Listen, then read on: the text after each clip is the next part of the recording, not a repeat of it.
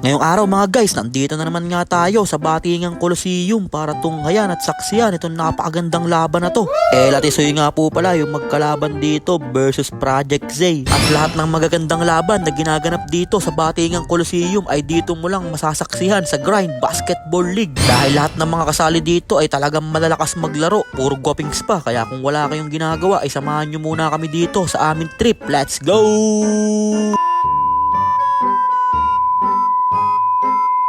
So ayun po pagdating ko nga dito sa Batingang Coliseum ay nagpakitang gilas kagad dyan si Idol ng isang 3 joints, ilista mo na yun. Pero hindi naman pumayag dyan si Kagawad Millares at dumere-dirat ka sa basket, may kasama pang foul. Grabe naman si Kagawad Millares, nilaamon lang yung bantay na parang hamburger. Kaya tumatakbo na naman dito ang Latisoy na kay Idol, dere-dirat ka sa basket, easy layup yun para kay Idol. Kaya naman tuwan-tuwa sa kanya dito ang kanilang head coach at napatawag na nga ng timeout dyan ang Project Z. Kaso lang nabawian kagad sila dito ni Macmo Esguerra, dere-dirat ko sa basket, easy 2 points yun. Nasa Latisoy na naman ang bola, ang gandang pasa sa ilalim nun kay Jampax Acuña at nilamon lang niya dun ang depensa ni Dominic. Na kay Jampax Acuña na naman dito, naghahanap ng mapapasahan, hinaliyop na sa kampi niya at grabe naman, bantakas naman tumalon nun ni Idol, sabay dinukot pa sa ilalim yun. Pero bumawi agad dyan si Super Doms ng isang pull-up jumper sa perimeter, ilista mo na yun. At nagsimula na magparamdam dito si Mr. Longbam, Miko Gendoma, dere-dirat ko sa basket, sabay tinir drugs, ilista mo na. Na kay Gendoma na naman dito, hinagi sa kakampi niya, na kay Idol dere-diretso kanan na kinaliwa pa, grabe moves naman yun. Kaya napatawag na nga ng timeout dyan si Madam Coach. Sabay nakaagaw pa dito ang Project Z na kay Macmo Esguerra, dere-diretso sa basket, wara side stepping moves, talagang parang si Kyrie Irving lang. Kaya tumatakbo na naman dito ang Latisoy na kay Kagawad Millares, dere-diretso sa basket, grabe naman, jelly ace.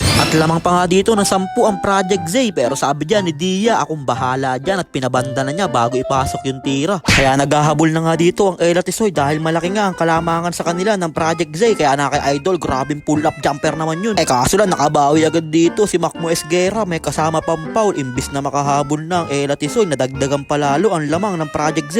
At grabing pasahan yung pinakita dito ng Latisoy. Ang gandang pasa naman nun ni Idol para sa kakampi niya. Kaso lang mukhang hahapitin na sila dito ni Mr. Longbam, Miko Gendoma. Grabing pull-up jumper naman yun. At hindi pa nga tapos dyan na mainit na kamay ni Mr. Longbam, Miko Gendoma, nagpakawala pa dito ng isang 3 joints, ilista mo na yun. Kaya naman napatake over mode na nga dyan si Mr. Longbam, Miko Gendoma, talagang hinihingi na niya yung bola dahil nararamdaman niya mukhang mainit na ang kanyang kamay. Kaya easy 2 points na naman yun para kay Mr. Longbam at hindi na nga siya mapigilan dito sa Batingang Coliseum. Nagpakawala pa ng isang 3 joints na naman, ilista mo na yun, papangs. Grabe talaga ang kamay neto ni Mr. Longbam, Miko Gendoma. Tignan nyo naman, talagang hindi na siya mapigilan dito sa Grind Basketball, talagang nagpapaulan siya ng mga 3 joints. At pag ganun-ganun lang ay lumobo na nga din ang kalamangan dito ng Project Z. Kaya back to the ball game na tayo at 4th quarter na nga, na kay Idol dito dahan-dahan nagmamadali, dumere-diretso na sa basket para sa easy 2 joints. At nakaagaw na nga dito ang Latisoy, mukhang magandang run ang gagawin nila, na kay Idol dito dire-diretso sa basket. Kaso lang tumama sa ilalim ng board. Kaya napakamot na nga lang dyan sa ulo niya si Coach Madam April, kahit hindi naman makati dahil sa layup na yun ni Idol, sa ilalim ng board ba naman tumama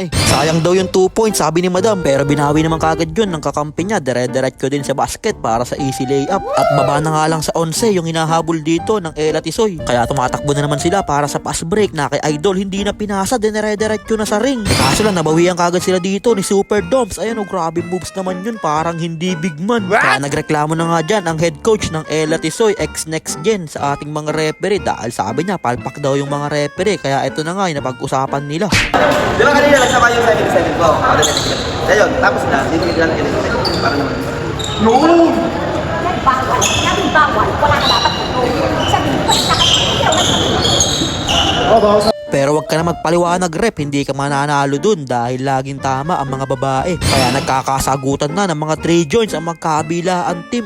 Talagang papangs. Pero bumawi naman din agad dyan ng Latisoy ng isang 3 joints para kay Idol, ilista mo na yun. At grabe, talagang may init ang mga kamay ng ating mga kalahok ngayon dito sa Batingang Coliseum. Nagpakawala na naman si Idol ng isa pang 3 joints, talagang back to back. Kaya abante na nga sa 15 ang kalamangan dito ng Project Z dahil sa magandang nilalaro nila. kaya napatawag na nga din ng timeout dyan ang Ella Tisoy. Kaya back to the ball game na ulit tayo at grabe naman si Idol, talagang mainit pa din yung kamay, nagpakawala na naman ng isang 3 joints, ilista mo na. Pero nakabawi naman dyan ang Ella Tisoy sa ilalim, ayan o, easy 2 points yun para kay Idol, muntikan pang iluwa ng ring. Sabay nakadire-diretso na naman sila dito para sa easy layup, kaya naman naghahabol na dito ang Ella Tisoy. Balik na lang ulit sa 11 points ang kalamangan dito ng Project Zay. Ano kayang gagawin dito ng Ella Tisoy para makahabol sila dito sa laro na to? Kaya tumatakbo na ang Ella Tisoy na kay Idol, binigay na kay Kagawad Milyares. Kagawad Milyares, wara move, sabay pull up jumper, ilista mo na. Nasa Project Zay dito ang bola na kay Idol, nagmala Kobe Bryant, ang gandang footwork naman nun, hindi lang pumasok yung tira.